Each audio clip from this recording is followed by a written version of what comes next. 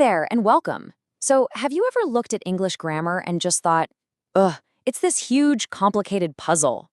Well, what if I told you it's actually way simpler? Think of it like playing with a set of building blocks. Today, we're going to show you exactly what those blocks are and how to use them.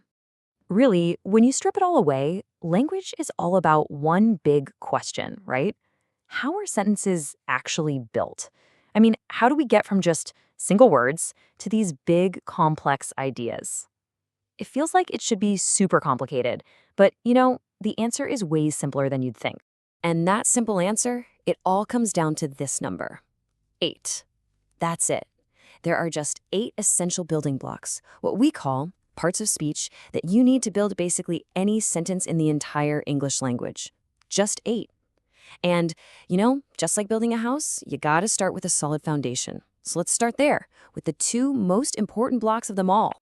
All right, first up, we have the noun. This is kind of your main character. It's a person, like a teacher, or a place like school, or just a thing like a book. Basically, it's the who or the what in your sentence. Okay, let's make this real, because the best way to learn is by actually doing it. So right now, just look around you. What do you see? Go on, say it out loud. I see what is it? A chair? A window? Your phone? Yep, all of those are nouns. See, you're already doing it. So our second piece of the foundation is the verb. And if the noun is the what, then the verb, well, that's the what's happening. It's the action word, right? Like run or eat. Or sometimes it just shows a state of being, like the word is. You absolutely need a verb to make a sentence come to life. Let's practice this one too. Think about something you do every single day, an action. Maybe you read or walk or work. Go ahead and fill in that blank and say it. I blank every day. Saying it out loud really helps it stick in your brain. Okay, so let's put our first 2 blocks together, shall we? We've got a noun, dog, and we've got a verb, runs. Put them together and you get the dog runs. And believe it or not, that is a complete sentence. It's simple, but it's our foundation. But let's be honest, it's a little boring, right? A pretty plain foundation. So now let's add some color, some detail. For that, we need our next set of blocks, the describing words. Now this is where things get interesting. This is where our sentence gets some real character. So we use an adjective to describe our noun. The dog isn't just a dog, it's a happy dog. And then we use an adverb to describe the verb. How does it run? It runs quickly.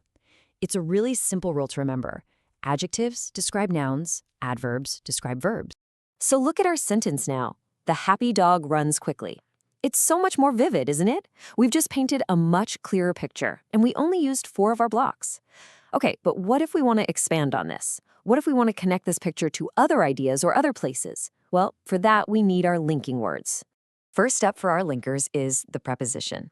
Now, don't let their size fool you. These little words are super powerful. They show us relationships, usually about place or time. So, for example, if you say the cat is under the chair, that one tiny word, under, tells you exactly where that cat is. Next, we've got the conjunction. And I want you to think of this one as the glue that holds our ideas together. Words like and, but, because, they're the connectors. They can link simple things like apples and bananas, or they can join whole sentences together. So let's add these new blocks to our sentence that we're building. Check this out. The happy dog runs quickly under the tree and barks. See what we did there? We use the preposition under to give it a location and the conjunction and to add a whole second action. Our little sentence is really starting to grow. We are so close. We've just got our last 2 building blocks left. And these 2 are all about adding efficiency and, well, a little bit of human emotion to our language. So, say hello to the pronoun. This one is an awesome shortcut. Seriously, instead of saying the same noun again and again and again, you can just swap it out for a word like he, she, or it. It just makes everything you say or write flow so much better. Here's the perfect example. Instead of saying the dog is cute, the dog is friendly, the dog is, you just swap the dog for it.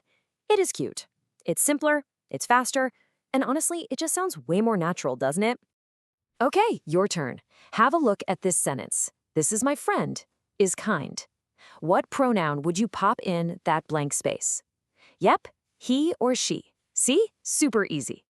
And that brings us to our final block, number 8, The interjection. These are just fun little bursts of feeling that we throw into our sentences. Words like wow, or oops, or hey. They're all about adding personality and emotion. Like you could just say, that is amazing, and that's fine. But if you put wow at the beginning, wow, that is amazing, it just injects so much more energy and real feeling into it. It's really the difference between just stating a fact and actually sharing how you feel. And just like that, our set is complete. We did it. We went from that core foundation of nouns and verbs all the way to the finishing touches with interjections. You now officially have all 8 essential building blocks of English. So, the big question is, how do you make all this stuff actually stick? Well, here's a little challenge for you. Try to build just one sentence every day and see if you can squeeze all 8 parts of speech in there.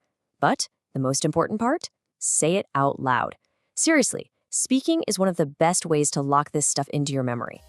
Look at you. You're not just a learner anymore. You're basically an architect of language. You have all the blocks, you've got the tools. So I'm going to leave you with just one question. What amazing sentence are you going to build today?